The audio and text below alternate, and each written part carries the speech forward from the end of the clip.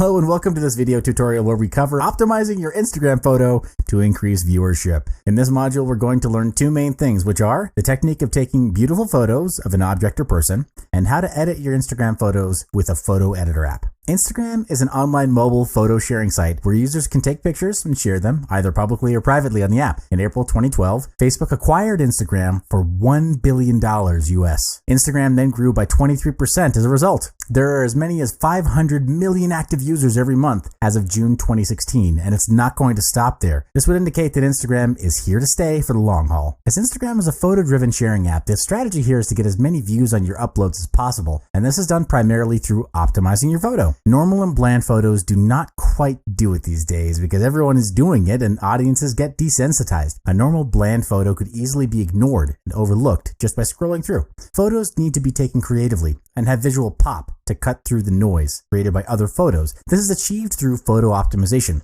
So first, let's cover taking product photos. The most important part is to understand that photos are used to communicate your idea and your message, be it your brand message or your campaign message. For example, if your brand identity or the business that you're in represents fun, progress, and youthfulness, then you could consider posting photos of the beach, road trips, parties, and the like. Similar if your brand has the elements of authority, leadership, and poise. You should consider uploading photos of people in suits and ties, gala parties, wine, and other similar associations. The point is, you need to be sure of the three keywords that represent your brand or business to have these strategies and tactics work best for you. Now back to optimizing your photo. The first thing you need to take note of is the background. Find a nice and clean background for your product. Less is more. The purpose of having a background is to make your product stand out and grab the attention of your audience. It's okay to have a clean and simple background because the spotlight is on your product. Also, you can consider having contrasting colors as your background. For example, if your product is bright yellow in color, a plain black or white background would be the best choice. You don't want to bombard your audiences with too many colors on their Instagram feed. Next is the composition of your photo. A good composition makes a huge difference in your photos.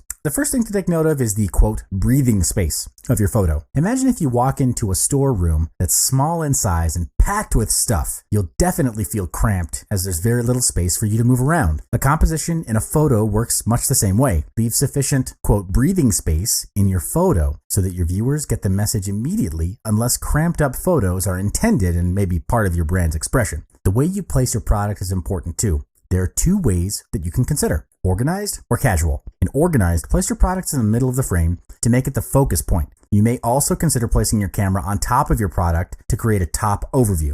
This is primarily used as a product profile shot. It's clean, neat, and has a simple background. In casual, it's an extension of organized, where you place the product in its natural setting and how it's intended to be used. For example, a product like a bed sheet is taken in a room, set up just like how it's supposed to be used. The tricky part is you don't want to overdo it and make it look messy. Different angles communicate a different feel in a product shot. High angle shots create a dynamic feel to a shot. Products that are tilted towards the camera create an inviting feeling, and products taken from above produces a modern and contemporary look. As a general rule of thumb, you can always use the, quote, rule of thirds for your photo composition. The rule of thirds is a technique derived from the use of early grid systems in composition. It divides a medium into three parts both vertically and horizontally, creating an invisible grid of 9 rectangles and 4 intersections. The primary element within a design is then positioned on an intersection of the grid. Next up are photo editing apps that will help you with designing and editing your photos. VSCO or Visco is a favorite photo editing app. It contains hundreds of filters and settings that people are able to use to create a unique photo. There are 4 kinds of filters in Visco with different settings that will bring your photo to the next level. First up is the analog filter named A4 in Visco. This filter turns the color of your photo into a brown-like warm tone, giving it a vintage feel. Next is the mood filter called M3. This filter gives a hint of sepia tone to your photo and creates a nostalgic feel. It gives the illusion of your photos being captured from an old movie camera, and you can always adjust the setting to suit your objectives. If you're moving more towards a black or dark tone, this street etiquette filter, it pretty well does the job. It's called SE3 in Visco, and it changes the photo into a darker shade, giving an intense feeling to your photo. The last filter that I'm going to introduce is called G3. It's a portrait filter. This filter gives a sunny, warm tone to your photo, and it's very suitable for outdoor photo shoots.